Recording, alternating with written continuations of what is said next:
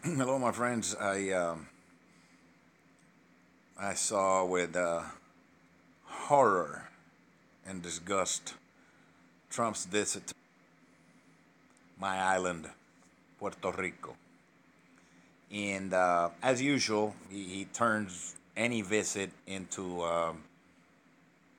you know ego maniacal serving situation, so he can you know laud himself with accolades from his sycophants. This time, sycophants from the ruling party in Puerto Rico right now, who are just there to kiss his ass and not talk about the truth of what's going on the ground. This guy had the audacity to say and suggest that the Katrina was a real catastrophe and Puerto Rico was not, because there were only 16 deaths. Let me tell you about the truth about the deaths. There is no real knowledge of how many deaths there are. There are morgues in small towns that have not been reached yet and have not been accounted for. There are dozens and probably more people that are missing. There's some of them, they're dead. They died from drowning, from flooding, from landslides, from some of them from their house being destroyed with them inside. Some of the country area, mountainous areas are not have not been reached yet by the outside. Just today, I'm still seeing videos of people being interviewed by news people from different networks that they're interviewing. Is like, has anybody come here yet? It's like, no, you're the first people that we see since before the hurricane. Um, then Trump has the audacity to tweet again, suggesting that the truck drivers are not working. That's not true. That they're saying, basically suggesting, telling the truck drivers, get go drive a truck. They've been driving a truck. They've been waiting. They were waiting for FEMA to open the doors and let them access those trucks, but FEMA's red tape did not allow them to do that. The director of FEMA is an incompetent person and a liar. He got you know he had the audacity to say that this is the biggest uh, logistical nightmare ever, as if D-Day was a smaller logistical nightmare. You know, uh, Trump went out there. I mean, just the fact that he suggested that the situation in Puerto Rico, that the aftermath, the during and the aftermath of the Hurricane Maria is not a catastrophe. It's an insult and a spit in the face of Puerto Ricans um, who are going through a catastrophe right now. I still have not heard from some of my family members. They're incommunicated. I have a family member who's very ill with cancer and terminal, and I have not heard from him. I've sent people to go to see if they can reach him. I hope he's okay. And and here's another consequence of saying that, of this guy, how responsible he is, saying that Puerto Rico, suggesting that Puerto Rico did not just suffer and is going through a catastrophic humanitarian crisis. People can all of a sudden say, "Oh, the president said that it's not suggested it's not a catastrophe, that it's only 16 people dead. It must be okay," and they'll stop helping and they'll stop donating the very things the people need on the ground, and then the situation gets worse because it stops flowing. The help, the aid stops flowing from the civilian sector, and the civilian sector is huge. The help that we have gotten on the island from the civilian sector. So that's very irresponsible of him, and just criminal, if you ask me, of him to classify the Puerto Rican situation as not a real catastrophe.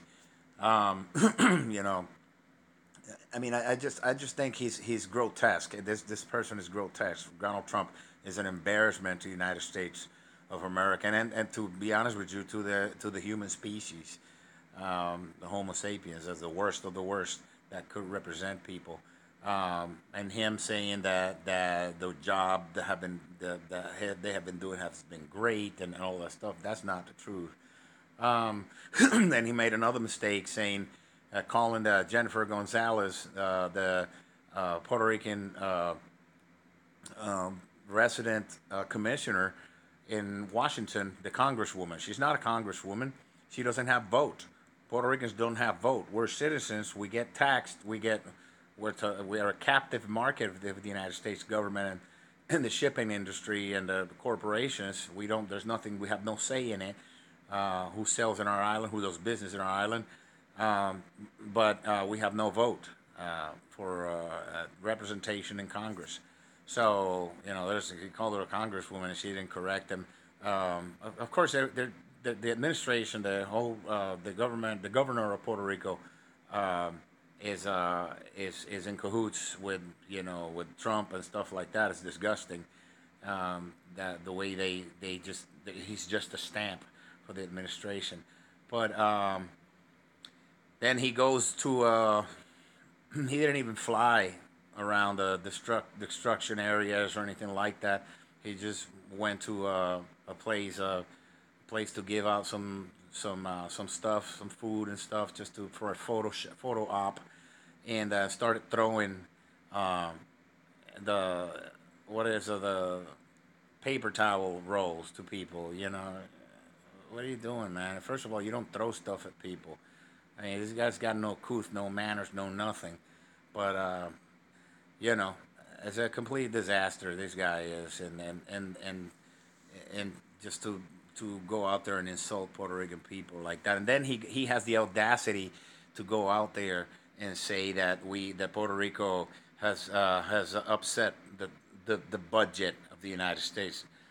He obviously does not have a clue of the real situation and the relationship, the history of the relationship with the United States with Puerto Rico, which is a parasitic relationship. Not on the Puerto Rican side. We're not the parasite. The United States government is a parasite of the Puerto Rican people. They've been being a parasite of us for a long, long time.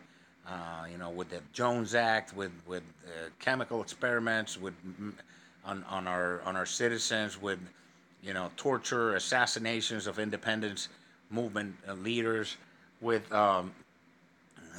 massive sterilization campaigns, with land theft, with bombardment, with the theft of an entire a small island on the east side of Puerto Rico, so they could turn it into a bombing range. I mean, this guy has no clue of the history of Puerto Rico. He's under the impression, like are so many of his right wingers, he's under the impression that Puerto Rico owes the United States something, and it's the other way around. If you study, if you study the history of the abusive occupation of the United States government of Puerto Rico, you'll be mad. Most of the people that I've shared the information with, just look at my video that says U.S. Puerto Rico relationship. It'll tell you more about what the relationship is. If you want to read a good book, a good historical, verified, well documented book about the history of Puerto Rico and the United States, read War on All Puerto Ricans by it's a lawyer. His last name is Dennis.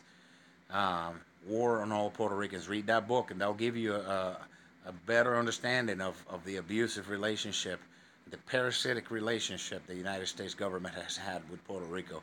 And I'm not saying that North American people, in the United States, are parasites of Puerto Rico. I'm not saying that. I live in the United States. I live in Florida, my ancestral land, the land of my Native American Etowah. So what I'm saying is that the government of the United States screws over its own citizens, not only in Puerto Rico but right here, and we're not being educated about the reality of the history of the United States of America, and all the damage it has done around the world. So this fallacy and this notion that the United States government is a force for good around the globe is very, very far from the truth. They've been a bully like the United States government has bullied every other nation on the face of the planet. And Puerto Rico is not the exception.